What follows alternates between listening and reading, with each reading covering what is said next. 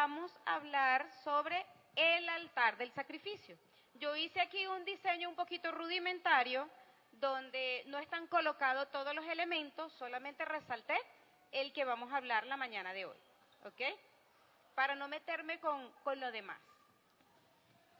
Ok, sí, a mí me encanta buscar las palabras conocidas, comunes, y aún las desconocidas me gusta buscarlas en el diccionario.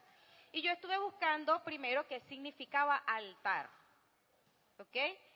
Y altar en el diccionario significa mesa consagrada sobre la cual una persona eleva oraciones o sacrificios en un culto religioso. Eso es lo que dice el diccionario. Sacrificio es una ofrenda a una deidad. También es renunciar a algo valioso con la intención de lograr un propósito u objetivo de mayor valor. Entonces, ¿qué sería el altar del sacrificio? Sería un lugar donde se elevan oraciones, donde se hacen sacrificios, donde entregamos algo valioso que tenemos en espera de una recompensa o de un objetivo, algo mayor. Eso sería el significado según el diccionario del altar del sacrificio, ¿verdad? El altar, hoy lo vamos a llamar así, altar del sacrificio. Pero en la palabra aparece con varios nombres y todos significan lo mismo. Por ejemplo, en Éxodo 27:1 le dice altar de madera de acacia. En Éxodo 30:28 dice altar del holocausto. En Éxodo 38:30 es llamado altar de bronce. En el 29:44 es llamado solamente el altar. Es decir, que había un sinónimo, era el único, entonces yo podía decir el altar y todo el mundo sabía que era este. No había un segundo altar. ¿Ok?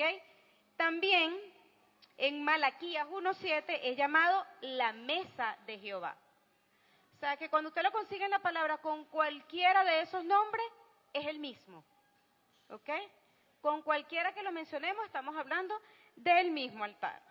Y entonces yo voy a necesitar ahorita 3 personas para leer la palabra.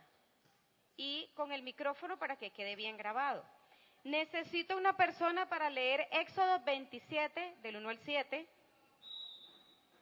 Otra persona va a leer Éxodo 38, del 1 al 7.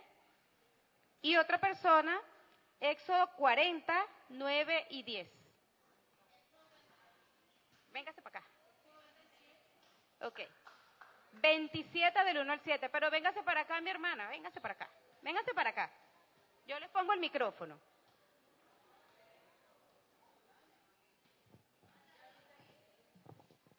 Véngase que quiero ponerle el micrófono para que se escuche muy bien. No, voy a levantar el micrófono.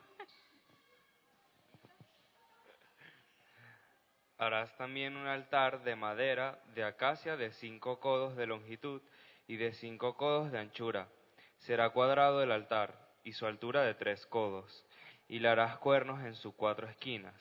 Los cuernos serán parte del mismo, y lo cubrirás de bronce. Harás también sus calderos para recoger la ceniza, y sus paletas, sus tazones, sus garfios y sus braseros.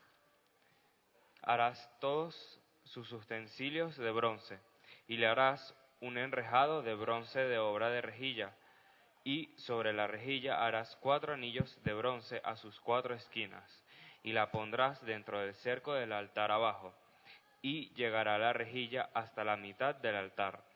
También varas para el altar, varas de madera de acacia, las cuales cubrirás de bronce. Y las varas se meterán por los anillos, y estarán aquellas varas a ambos lados del altar cuando se ha llevado. Quédese aquí, no se vaya, no se vaya. Vamos a leer Éxodo 38, del 1 al 7. Igualmente, ¿sí? ¿Se escucha? Igualmente hizo de madera de acacia el altar del holocausto, su longitud de 5 codos y su anchura de otros 5 codos, cuadrado y de 3 codos de altura. E hizo sus cuernos a sus 4 esquinas, los cuales eran de la misma pieza, y lo cubrió de bronce. Hizo asimismo todos los utensilios del altar, calderos, tenazas, tazones, garfios y palas. Todos sus utensilios los hizo de bronce.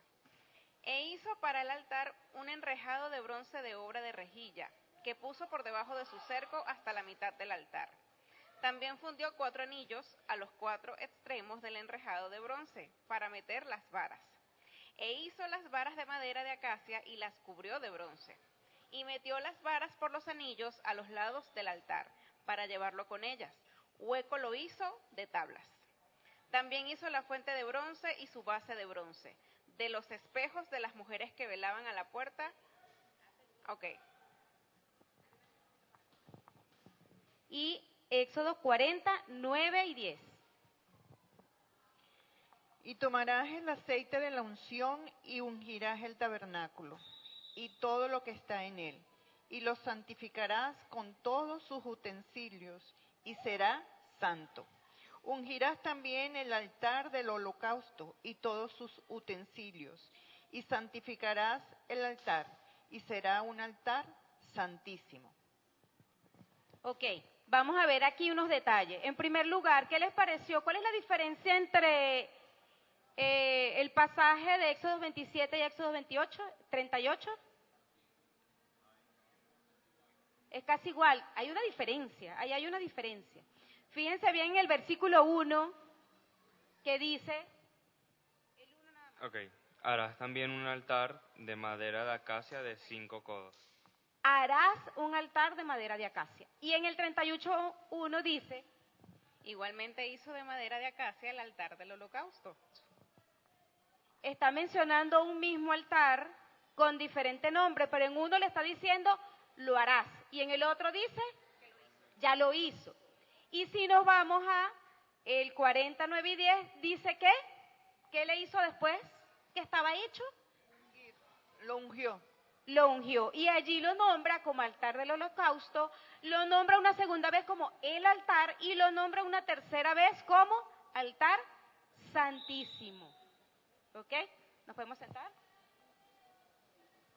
Si vimos en esos pasajes, ya ahí está explicado cómo era el altar. Entonces vamos a ir a la parte de los detalles, ¿verdad?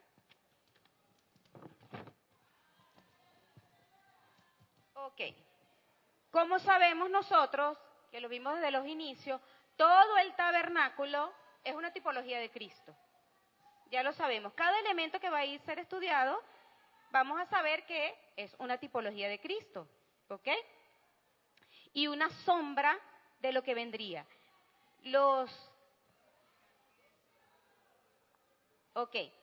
Una tipología sería un tipo de Cristo o una muestra de lo que es Cristo. ¿Ok? Ellos habían pasado, los israelitas pasaron 400 años en Egipto como esclavos. Algo les había llegado de una generación a otra, que ellos tenían un Dios que era grande y poderoso. Pero mucho de eso se había perdido, ¿ok? Mucho se había quedado por el camino. Si yo pregunto aquí, nuestro país tiene, ¿cuántos años de fundado? ¿Cuántos años tiene Venezuela? Saque la cuenta de 1492, ¿no? Antes, desde que llegó Cristóbal Colón. Ajá, saque la cuenta, ¿cuántos años tiene nuestro país? ¿Cuánto? Estoy esperando aquí que los que fueron a la escuela me saquen la cuenta de cuántos años más o menos. 400, más de 400, ¿verdad? ¿Qué conocemos nosotros de la religión de nuestros ancestros hace 400 años? No. Nada. ¿Practicamos nosotros algo de la religión de los aborígenes de esta tierra? No, entonces mucho lo que había perdido el pueblo de Israel. ¿Ok? Que eran los hijos de Abraham, Isaac y Jacob, y lo habían perdido todo. Debían ser entrenados nuevamente. ¿Ok? Dios tenía, a través de Moisés, que enseñarles de nuevo cómo adorarle, cómo obedecerle y de qué manera hacerlo. ¿Verdad? Entonces, así como también el tabernáculo es una tipología de Cristo, también nos habla de que es una sombra de nosotros, del creyente, o de la vida, una sombra de la vida espiritual del creyente. A veces lo dejamos hasta ahí, no, esto es una tipología de Cristo, sí, todo el tabernáculo nos muestra a Cristo. No, pero también todo el tabernáculo nos muestra a los creyentes, a nuestra vida espiritual y aún nuestra vida física y exterior, porque nuestra vida espiritual es nuestras relaciones sociales. Entonces, esto vendría siendo parte de nosotros también.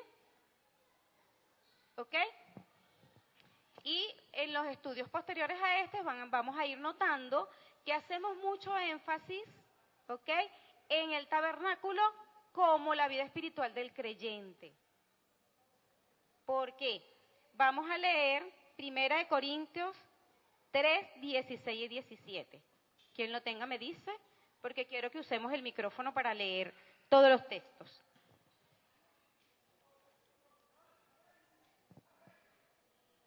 Ajá, véngase.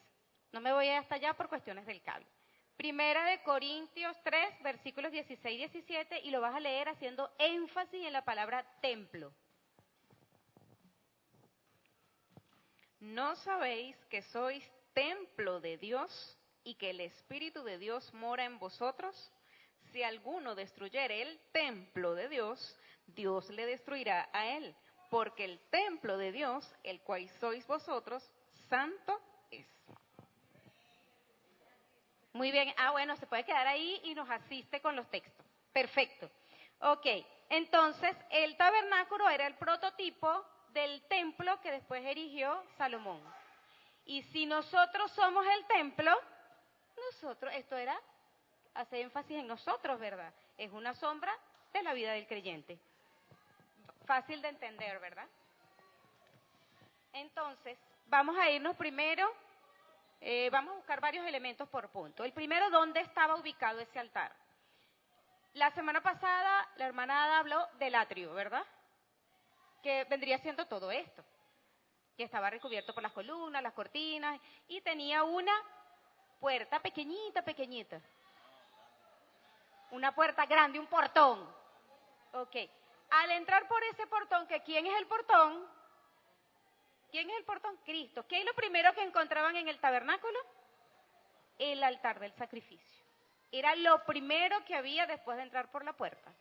Usted recibe a Cristo y entra y lo primero que se va a conseguir es el altar del sacrificio. ¿Ok?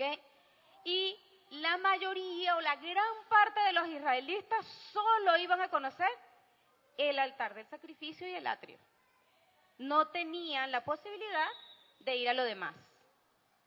Entonces, todo el que es creyente tiene acceso inmediato al altar del sacrificio. ¿Ok? Por eso estaba ubicado allí.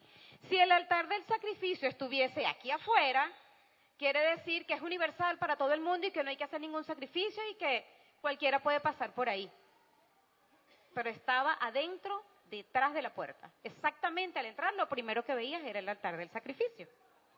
¿Ok? Entonces, antiguamente el acercamiento a Dios era solamente por el sacrificio que se realizaba aquí. Y ahora, ¿cómo nos acercamos a Dios? ¿Cómo nos acercamos a Dios? ¿No escuché? A través del sacrificio de Cristo. Es decir, que nos seguimos acercando al Señor a través de un sacrificio que alguien ya hizo por mí. ¿Ok?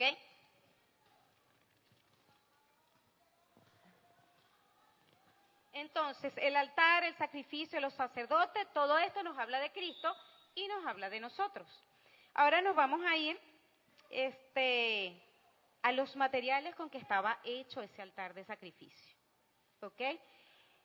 Lo primero que usaron fue madera de acacia, no la acacia americana, sino una madera que crecía en el desierto de Sinaí, que era muy fuerte y resistente, podemos decir coloquialmente que no le caía ni coquito.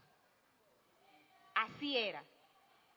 Eso no le caía comeja en nada, eso era, la durabilidad de la madera de acacia del Sinaí era muy extensa, podía durar décadas. Entonces, esa madera nos habla de la humanidad, de la parte humana de Cristo, pero de forma incorruptible. La humanidad de nosotros es corruptible, Cristo tuvo esta misma humanidad, estos mismos huesos, esta misma carne, pero Él fue incorruptible, ¿verdad? Y entonces, todos los 4 lados del altar de sacrificio era de madera de acacia. ¿Y cómo hacían para que no se quemara cuando se quemaban los sacrificios? Tenía una cubierta, y la cubierta era de bronce. Estaba todo cubierto de bronce. Ese era el metal más duro en el momento, el que se conocía. El bronce se fundía a 1083 grados. Es probable que quemando el sacrificio no llegaran a esa cantidad de grados, ¿verdad? Y estaba compuesto por 2 metales livianos, como el estaño y el cobre, que son metales livianos que se doblan, pero cuando están juntos son muy fuertes. Y entonces, actualmente ese tipo de metales lo utilizan para las puertas contra incendios, porque ni un incendio en una edificación puede exterminar una lámina de bronce. El bronce nos habla de fuerza, una fuerza que puede soportar juicios. Entonces, por ejemplo, hay un pasaje, no vamos a leer este pasaje porque es un poquito largo y yo lo voy a parafrasear. Está en Números capítulo 16, versículos del 31 al 35. Ese fue el tiempo en la rebelión de Coré. Coré era un sacerdote que se rebeló, quiso hacer lo que le daba la gana. Una gran parte de la población lo siguió, incluyendo su familia. La tierra se abrió y se tragó las tiendas. Ellos murieron y cayó fuego de Jehová y los consumió. En el último versículo de ese pasaje dice que Moisés mandó a recoger los incensarios de bronce. Ni aún, aunque cayó fuego y todo se quemó, todo se consumió, no quedó nada, quedaron los incensarios de bronce. Entonces era una muestra de que los elementos hechos de bronce no podían ser consumidos por el fuego. Entonces, diríamos, si lo comparamos con Cristo, la madera sería la humanidad de Cristo. Él era 100% hombre, 100% humano, pero tenía esa fortaleza como el bronce, porque representaría la parte de la deidad, era 100% Dios. No era mitad hombre, mitad Dios, era 100% hombre, 100% Dios, sin que fuera 200%. Porque si suman 100 y 100, son 200%, no, él era 100%, pero 100 y 100. No sé cómo sacamos esa cuenta en las matemáticas, pero así era. ¿Ok?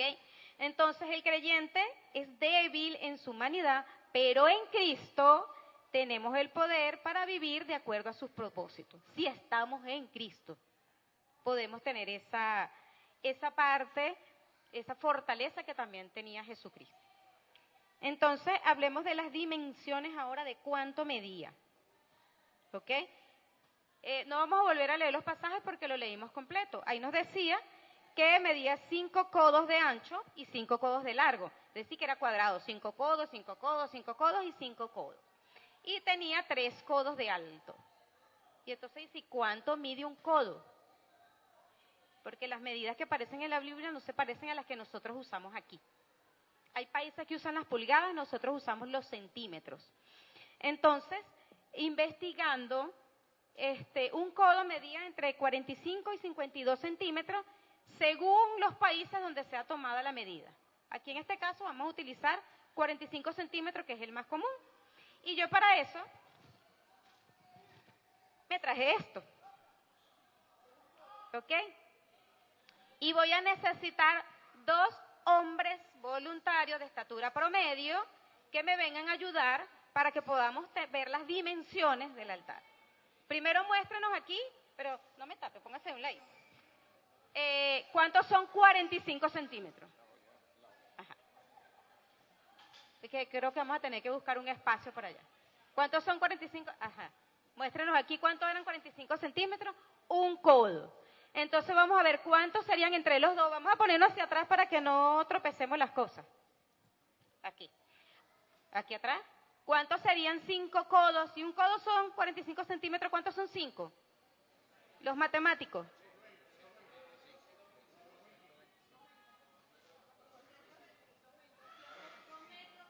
$2,25 m. Vamos a sacar 2,25 m.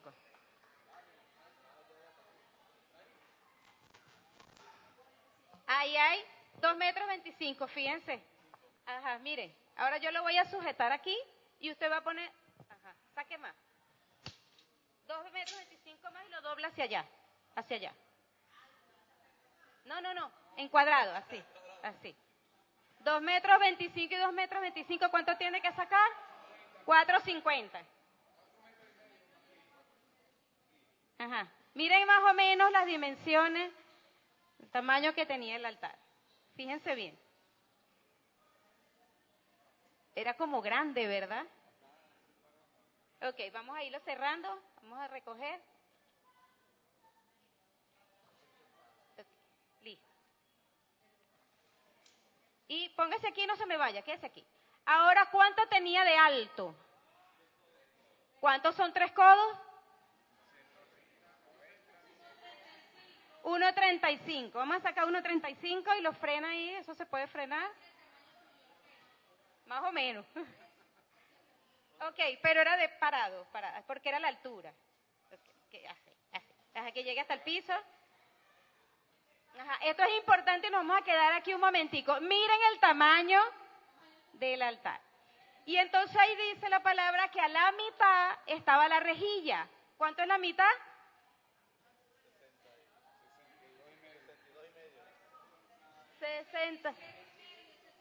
67,5, está por aquí, pero déjalo paradito. Levanta. No cierre.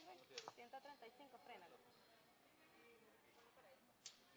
La rejilla estaba más o menos por aquí. Fíjese, la rejilla estaba aquí. Ahí estaba el fuego. Exacto.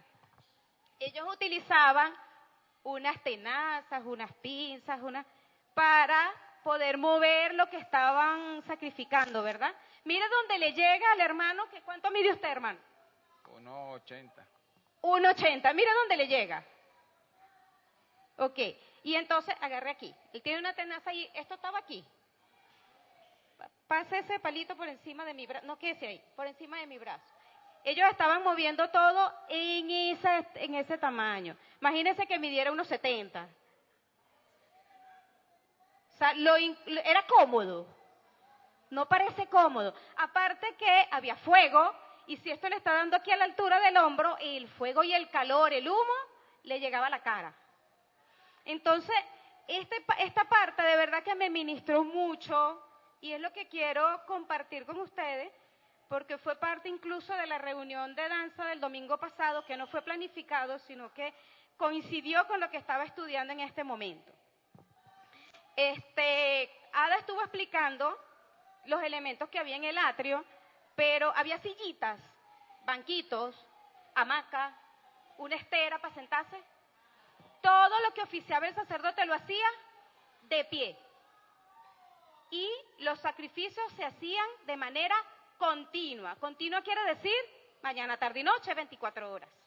No sé cuánto era el tiempo que el sacerdote permanecía allí, o los sacerdotes, imagino que había turnos, que no iban a estar allí varios días seguidos, pero no creo que los turnos fueran de 3 horas, de 4 horas, de 2 horas como los soldados.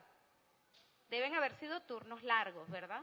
Y todo ese tiempo ellos estaban oficiando el sacrificio de pie, con el calor, el humo, en el desierto, la arena caliente, el sol. Vayamos agregando todas las dificultades que había. ¿Ok? Mataban el animalito, lo iban a meter allí para quemarlo a esta altura, y entonces ellos iban a pasar esa tenaza por encima para mover lo que se estaba quemando. Había que sacar las cenizas posteriormente, y entonces su posición así a lo mejor le iba a cansar los músculos, la espalda, le iba a ocasionar contracturas musculares, ¿verdad? No había sindicatos que defendieran a los sacerdotes. No había un sindicato de defensa de los sacerdotes del tabernáculo. No había medicina laboral. No había terapeutas ocupacionales. Sí, no estaba que animar para hacerle terapia allá a todos los que les dolía la espalda. Imagínense todos. Y para ellos era un honor. No era que fastidio, me toca. Era un honor ser un sacerdote. Nacían sacerdotes, porque fueron escogidos por linaje, toda la tribu de Leví, ¿verdad? Entonces el niño desde que estaba así sabía que iba a ser sacerdote.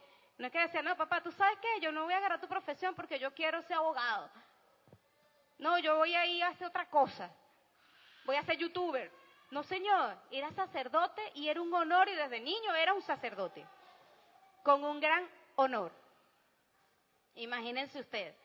Entonces, fíjense, se hacía el sacrificio, el sacerdote estaba haciendo un sacrificio continuo con su cuerpo para oficiar el sacrificio de perdón por otros. Porque de paso estaba trabajando por otros y para otros, por los pecados que otros cometían, por las ofrendas que otros hacían, por el agradecimiento que otros hacían. Ese era su trabajo, un gran honor. Entonces, ya podemos recoger aquí. Yo quería que vieran eso porque la semana pasada nosotras en reunión, las danzarinas, conversábamos de cómo alinear las actividades del equipo de danza con los objetivos que conversamos en la reunión de directiva, los objetivos que tenemos en la iglesia para este año, que el pastor los expuso aquí, ¿verdad? Y todos debemos trabajar alineados en un mismo objetivo. Y conversábamos en ese momento de quienes asistían a la célula, de quienes oraban los martes a las 6:30, de quién llegaba a la escuela dominical, de quién estaba presente en el discipulado, y de quién está aquí todos los domingos, quién baila evangelismo, y quién participa continuamente en todas las actividades para el Señor. Y entonces, no, yo no oro a las 6:30 porque a esa hora voy en el metro. Yo no, mejor yo voy a orar a las 9, porque ya a esa hora ya yo terminé de hacer todos mis oficios. Pospongo, o sea, como a mí me conviene. No era como le conviene al Señor, sino como a mí me conviene. Y ellos estaban haciendo ese trabajo como el Señor se los mandó. Ahí no dice que había una escalerita para subirse. Ni dice, no, use una careta y si usted se cansa se sienta. No, señor, usted va a hacer el sacrificio continuo. Ese fuego no se podía apagar. Entonces de noche había que estar pendiente de ese fuego en la oscuridad de la noche del desierto. Y entonces nosotros no nos podemos parar de madrugada porque tenemos que dormir 8 horas porque si no mi cuerpo no va a aguantar el trabajo de la semana. Y entonces el domingo es el único día que tengo libre, entonces yo el domingo voy a dormir hasta las 9, llego al culto a las 11, a las 12 del día, porque total a esa hora todavía hay culto. No voy a permanecer 3 horas, dígame si sucede algo durante el transcurso del servicio y no termina a la 1. Ya es la 1, me estoy muriendo de hambre y estoy cansada de esta silla. Y de escuchar la bulla del reggaetón de abajo. No, o sea, queremos que los sacrificios sean como a mí me conviene y no como el Señor me lo demanda. Yo no voy a ir a evangelizar porque yo no sé qué decirle a la gente. Es más, yo no le he dicho a nadie que yo soy evangélico. No quiero que la gente se entere. Entonces, ¿cuál sacrificio hago yo? ¿Ve? Entonces, este altar de sacrificio que soy yo, ¿cómo lo estoy demostrando? ¿De qué forma lo estoy viviendo? No hay que pararnos, dígame, cuando vamos a hacer una campaña de oración, las 24 horas, ¿quién se anota a las 6 de la mañana? ¿Quién se anota a las 12 de la noche? ¿Quién se anota a las 9 de la noche? Yo. Porque esa hora yo terminé fácil. La parte fácil para mí, entonces yo pararme a las 2 de la mañana a orar, esa es mi hora de sueño. Entonces no hago, pero usted al trabajo no llega tarde, porque lo votan. Pero usted llega tarde a la iglesia porque de aquí nadie lo va a votar. Y entonces posponemos nuestro servicio al Señor, ¿verdad? El sacrificio que nos corresponde como creyentes, yo lo pospongo a mi facilidad y no como el Señor me lo está demandando. Yo estoy hablando en términos generales, pero sé que esto no es con todo el mundo, porque algunas personas sí se han tomado el trabajo de obedecer a lo que el Señor le ha mandado a hacer y lo hacen, cuesta lo que cueste. Te lo mandaron a predicar, vaya a predicar.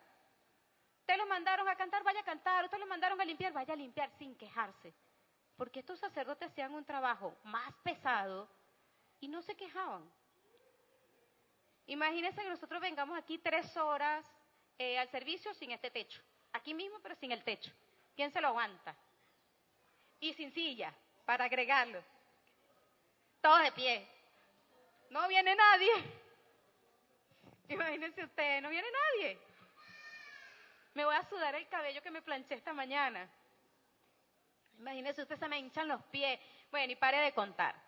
Bueno, esta parte fue la que más me ministró a mí en cuanto a lo que tiene que ver con el altar del sacrificio y quería compartirlo porque yo me sentí confrontada también en esas cosas, porque yo también lo hago, yo también como ustedes en ocasiones pospongo lo que el Señor me ha mandado a hacer para hacerlo en el momento que a mí me conviene y no en el momento que el Señor me lo demanda.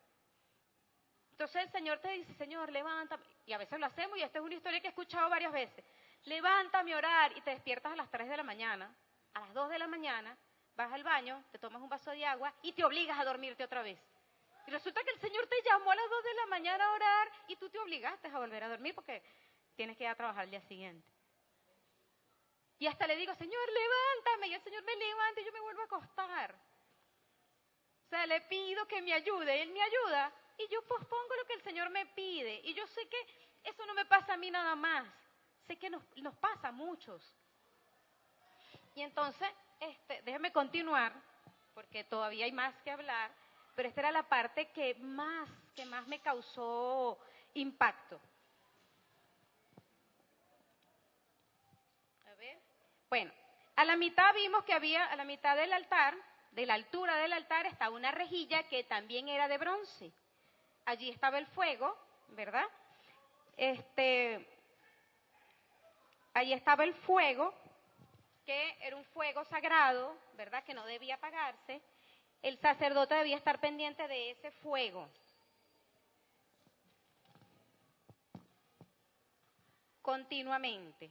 Allí, sobre esa rejilla, se montaba el sacrificio, que luego le va a decir qué partes eran las que se sacrificaban allí.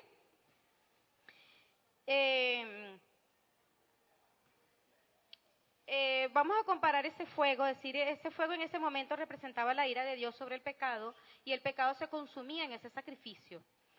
Pero en el libro de los Hechos, cuando la iglesia inicia la historia de la iglesia, no vamos a buscar el versículo, pero voy a mencionar el pasaje, ahí nos dice que estaban todos juntos orando y el Espíritu Santo se manifiesta en los creyentes en lenguas como de fuego.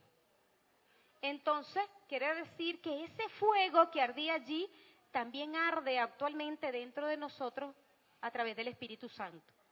Entonces, como sacerdote, nosotros debemos hacer que ese fuego se mantenga ardiendo de manera continua. Así como ardía allí, debe arder aquí.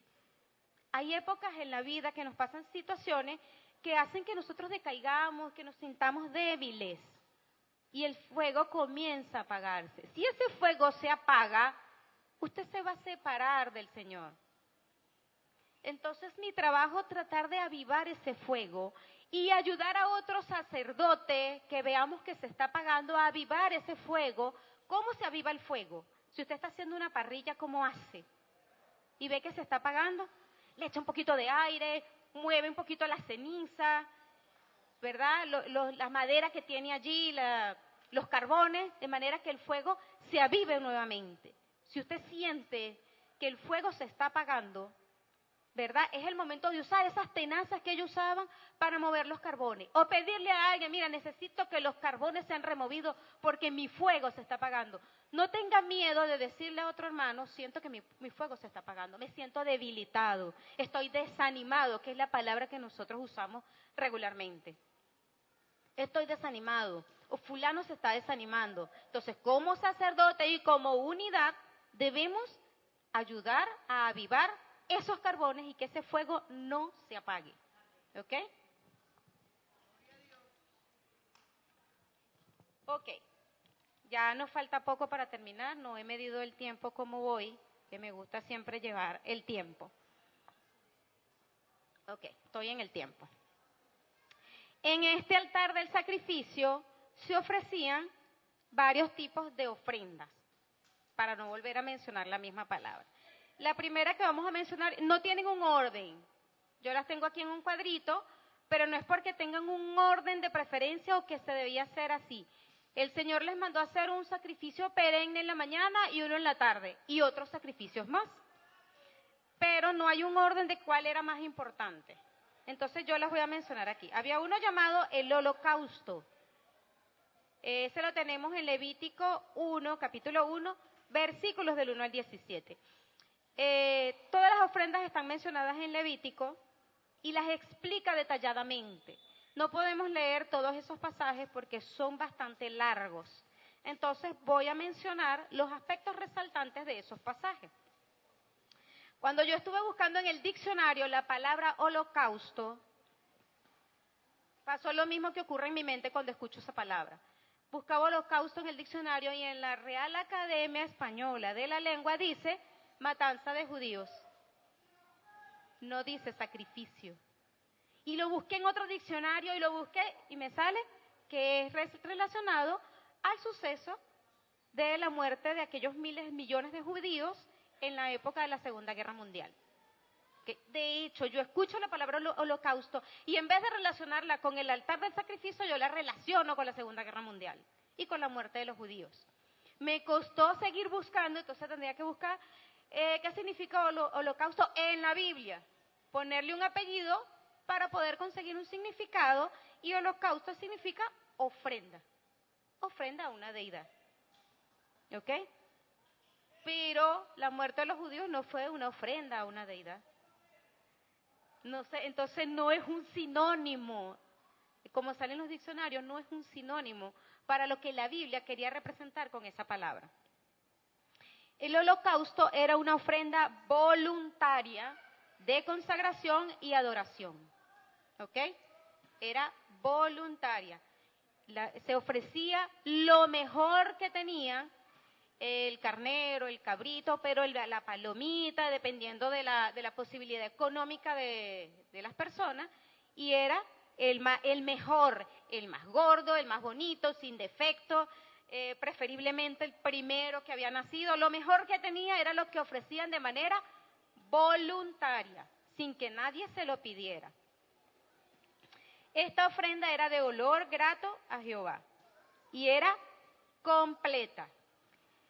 Ataban al animalito en uno de los cuernos, preferiblemente lo hacían del lado norte, por eso es que puse este circulito aquí, que iba a representar al sacerdote, porque de ese lado era que se hacía, degollaban el animal, lo hacían del lado norte, por aquí les puse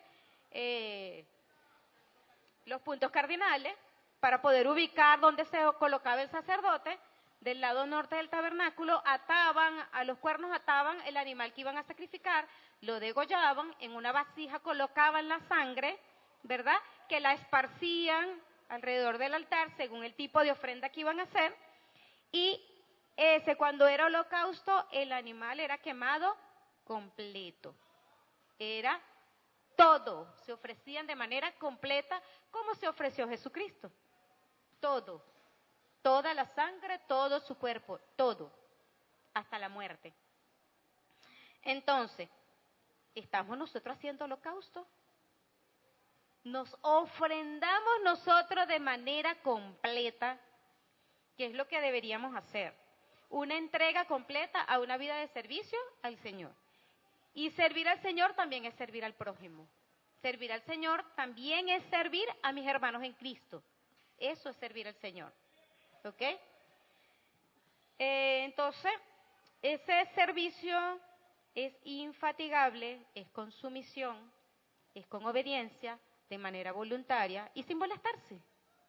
Contentos, felices. ¿Verdad? Una segunda ofrenda es la ofrenda del grano o la llamada oblación.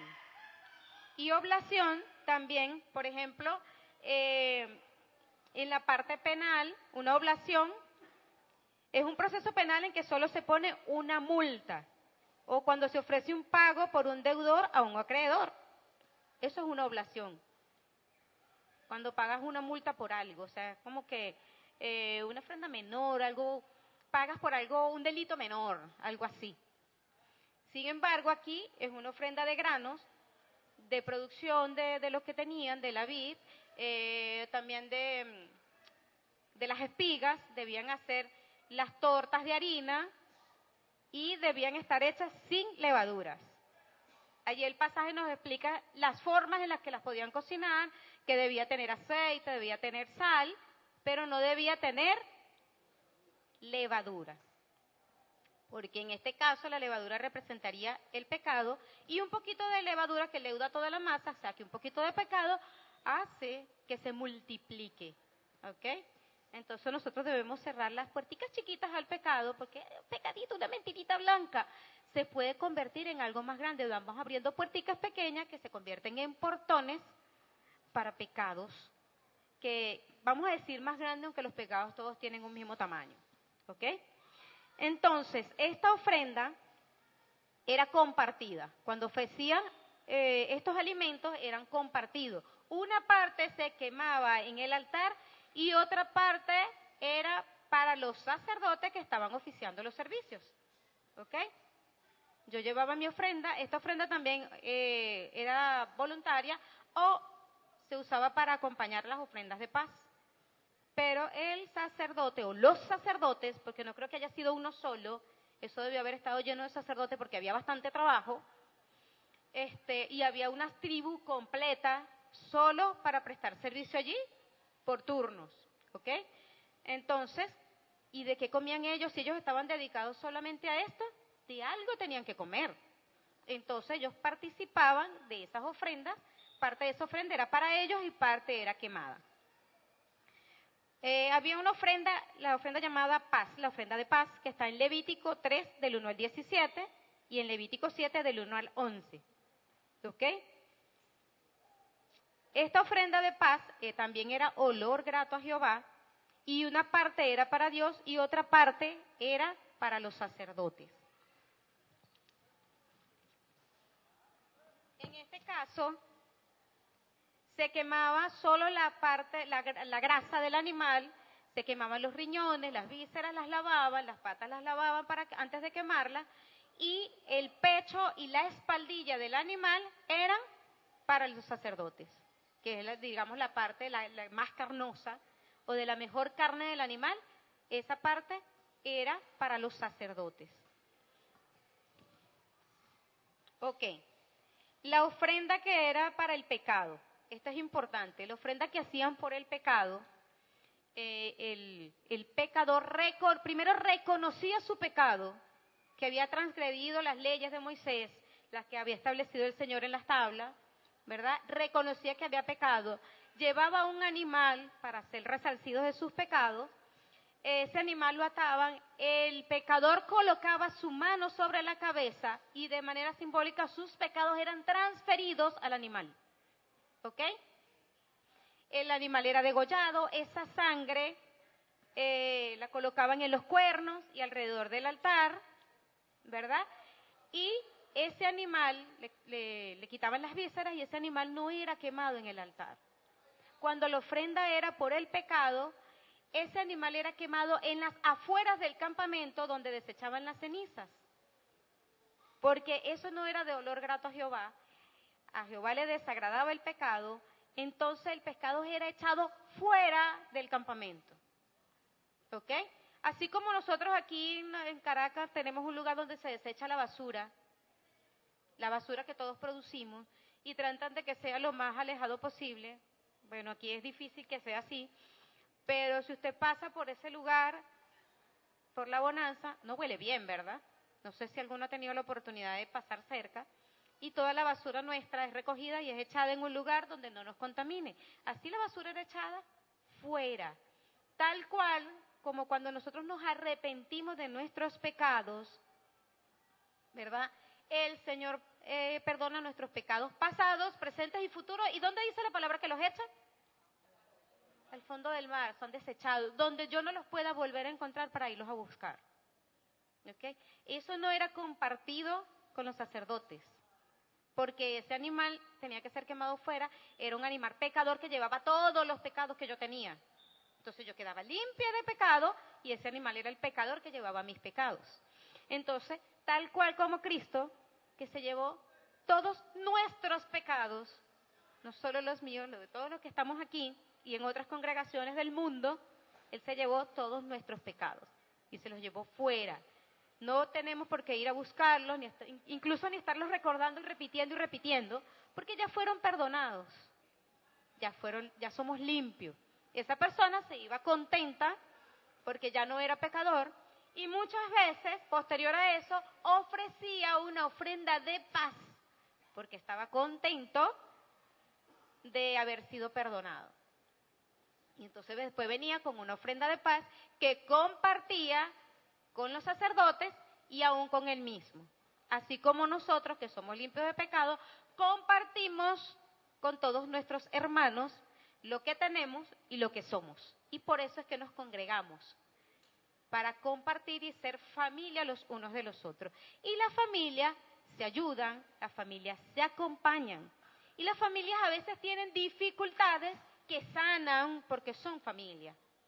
Así tal cual nos pasa a nosotros, que somos una gran familia, debemos tratar de vernos como eso, como familia, como hermano, como veo a mi hermano de sangre, de ADN, porque somos hermanos en Cristo, pero como veo a mi hermano de ADN, como veo a mi papá, como veo a mi mamá, como veo a mis tíos, mis abuelos, según los nexos que cada uno de nosotros tenga y el amor que sentimos por nuestros familiares. Así debe ser el amor que profesamos por nuestros hermanos. Debe preocuparme mi hermano que no tiene que comer, que no tiene para vestir, o que necesita ayuda, tanto, digamos, física como emocional o espiritual. ¿Ok? Y una última ofrenda, que era la ofrenda expiatoria o la ofrenda de la culpa. ¿Ok? Esta ofrenda tampoco era de olor grato a Jehová, porque la hacían los israelitas cuando cometían, digamos, un pecado o decir una falta contra su hermano, contra otro israelita. Cuando dañabas a alguien de alguna forma, también debías ir al altar de sacrificio, arrepentirte de ese daño, ofrecer un sacrificio, uno de tus animalitos que tenías allí, y resarcir a la persona que habías dañado con lo que le habías dañado, más una quinta parte. Es decir, que si yo le había quitado a mi hermana la Biblia, yo debo devolverle la Biblia con algo más. ¿Ok? Si yo le quité 100 y debo devolver con la quinta parte, ¿cuánto debo devolver? 120. ¿Ok? O sea, yo debo devolverle a mi hermano que daño un poco más de lo que le dañé. ¿Ok? Sin que tengamos que pasar por la justicia y me tengan que demandar para que yo pague algo un daño que le hice a otro. De hecho, ahorita hay demandas por daños y perjuicios. A lo mejor no me quitó nada, pero me hizo daño con una difamación, dijo un chisme de mí y lo publicó en las redes sociales. Entonces esa persona debe pedir perdón y debe buscar la forma de resarcir un poco más del daño que me hizo. Restituir lo que me quitó más, aún más un poquito. ¿Ok? Esta ofrenda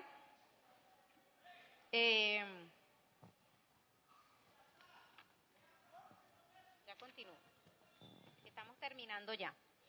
Si vemos, el Señor Jesucristo se murió por mis pecados, por mis culpas, por todas mis transgresiones, hasta por el daño que le hice a otro y el que no le había hecho. Y algo más, Él nos restituyó con algo más de lo que le había dado a Adán. Cuando Él tuvo a Adán y Eva ya en el jardín del Edén, les dijo que todo eso era de ellos, ¿verdad? Multiplíquese, todo esto es de ustedes. A nosotros nos dio un poco más. ¿Qué será ese poco más? Él nos restituye la comunión con el Señor, esa comunión que perdió Adán, que perdieron Adán y Eva, la restituyó el Señor con su muerte en la cruz, pero nos dio algo más. ¿Cuál será esa quinta parte?